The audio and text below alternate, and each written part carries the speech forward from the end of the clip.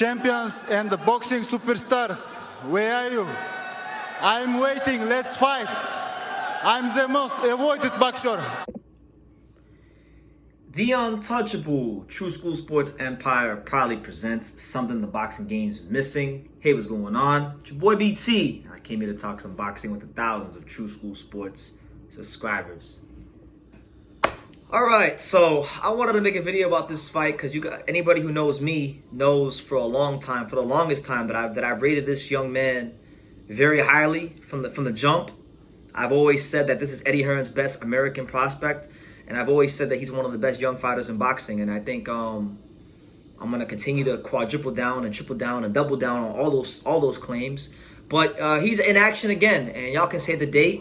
None other than South Central's very own Diego Pacheco. He'll be fighting July the 7th out there in Mexico. Headlining in Mexico. So he's a headline fighter now. He's a headline fighter. We've seen Diego Pacheco as a prospect. Now he's a young contender. Now he's a main event fighter. So... second fight as main event, second country, second fight as main event, second country as the main event, second continent as the main event. Pacheco's just doing this shit internationally everywhere. He'll be fighting in Monterrey, Mexico against none other than fellow Mexican Manuel Gallegos. Now, I'm very familiar with Manuel Gallegos. I've covered a couple of his fights here on True School Sports. I went live for his fight in 2021 when he defeated Kevin Newman in a really workmanlike performance. I also had a chance to watch Manuel Gallegos in his last fight this past March when he fought Richard Van Sicklen on Pro Box. Because you guys know I'm a big Pro Box TV guy. I love Pro Box promotions and Pro Box TV and the cards they put on. Although I've missed like the last probably 2 or 3 cards they've had because I've just been so out of the loop of boxing. But that was a good fight. I personally thought Gallegos lost that fight to Van Sicklen by a point or two. Van Sicklen, I thought, boxed a beautiful fight, but didn't get the decision. It was a draw. But Gallegos is a good fighter. I think at this stage for Pacheco, I think Gallegos is a slight step up from Jack Cullen. Like, Jack Cullen has fought more notable people on his resume than a guy like Gallegos, but I think Gallegos is just a better fighter than Cullen. Gallegos is also a come forward Mexican fighter. He's also a tall come forward Mexican fighter, which is kind of crazy for Pacheco, right? Because Pacheco is tall, man. He's NBA shooting guard tall. He's 6'4" at 168. He could play basketball, and I might need to, even though I'm like a foot shorter than Diego, damn near, I might need to get my one-on-one pickup game with the Diego Pacheco, because he's damn tall. But Gallegos is probably one of the only fighters in his weight class that's as tall as Pacheco. He's 6'3". So I think it'll be an interesting challenge for Diego. Gallegos is a 21-fight veteran fighter. Even though he's 25 years old, he's a veteran fighter. 21 fights at 25 years old means you're a veteran fighter at this point. And he's been in there with some good styles. Gallegos has fought Mexican fighters. He's fought slick, athletic, black fighters. So it's like, I think it's a good test for him. I'm looking to see some more growth from Diego as far as how he's setting up his shots and the boxing skills and things like that. Because listen, the young man, I'm not gonna call him a kid because he's a young man-child. I mean, the dude is a man-child. I'm looking to see some growth from him in this fight. I'm looking for him to really go out there and make a statement against Gallegos, because Gallegos is strong. He's sturdy. Gallegos has never been stopped before. Never. In his one loss a couple years ago in Mexico, he lost to a guy named Osio Santoyo, who at the time was 10-1-1, and that was a close fight. That was a UD. He's not a guy that gets knocked out. But he's a durable guy. Pacheco is someone that has 15 knockouts, 18 fights, and he seems to be getting knockouts more and more as he matures into his body, his man strength. And so look, I class him as a cut above the rest from a lot of fighters in boxing.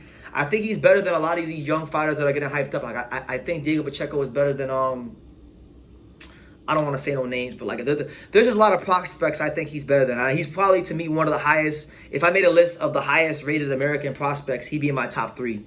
He'd be in my top 3, hands down, no doubt about it.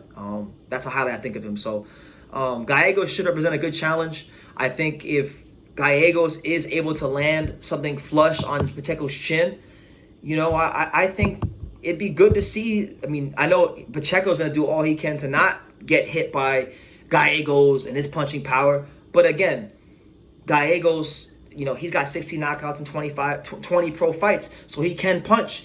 And there's some people in boxing I talk to, they feel like, because, you know, anytime you get a guy like Pacheco with that sort of size and range, you know, people always say, well, does he have tall man syndrome? Meaning that if you're a fighter who's tall and a bit lanky and wiry, you know, sometimes those kind of fighters, they can dish it, but they can't take it. So I think this could be a good fight for where if Gallego shows any real resistance to Pacheco, maybe Pacheco gets hit with a big shot and we get an answer to what kind of chin he has, you know? So we'll see what happens. But either way, you cut it up, slice it, and dice it. It's a great fight. It's a great challenge. And I will definitely be tuning in July the 7th to see Diego Pacheco in his most recent test. And yeah, if he wins this fight, like right now in the rankings, Gallegos is only ranked right now in the WBO. He's ranked number 12 in the WBO. And he's not ranked anywhere else from where I can see. Pacheco right now is ranked number 3 in the WBO. And he's not ranked in the IBF, and he's ranked number 10 in the WBA and 12 in the WBC. So Pacheco's ranked in 3 of the 4 governing bodies, the highest being the WBO. If he beats Gallegos, I mean, at some point, you look at what's going on with the WBO, you have Pacheco at 3, you got Eric Bozanian, who I'm not the most familiar with, at number 2. You got Andre at number 1, right? So I don't know. Maybe Andre becomes an option. Maybe not. You got Edgar Berlanga, who's number 5. Maybe Berlanga. I mean, but I think one of the fights that Matchroom was going to try to angle for at some point will be Berlanga versus Pacheco, if it's not Berlanga versus Canelo. So yeah, definitely some options for Pacheco. But yeah, that's my thoughts on his upcoming fight. You can leave yours down below and any other thoughts about Pacheco or Manuel Gallegos down below. Let me know what you guys think in the comments down below. Make sure you guys take the time to subscribe. And like I say in every single one of these videos, you can love me or you can hate me, but I'm just a kid from Daniel. So until next time, take care, guys. Thank you for watching another video on the untouchable True Street Sports Empire. We're here at the Hatanaka Boxing Gym in Nagoya, Japan. And for more great videos just like this one, make sure you guys click right here.